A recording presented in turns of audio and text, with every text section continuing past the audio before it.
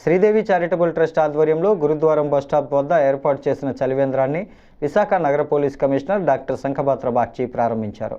ఈ సందర్భంగా ఆయన మాట్లాడుతూ శ్రీదేవి చారిటబుల్ ట్రస్ట్ ఆధ్వర్యంలో ఎన్నో సేవా కార్యక్రమాలను నిర్విరామంగా కొనసాగిస్తున్నారని కొనియాడారు. ఎన్నో మంచి కార్యక్రమాల ద్వారా చాలామందికి అండగా ఈ ట్రస్ట్ నిలబడిందని అన్నారు. వేసవి కాలంలో ప్రజల కోసం గురుద్వార బస్టాప్ వద్ద ఈ ట్రస్ట్ ఆధ్వర్యంలో ఏర్పాటు చేసిన చలివేంద్రాన్ని ప్రారంభించడం సంతోషంగా ఉందని చెప్పారు.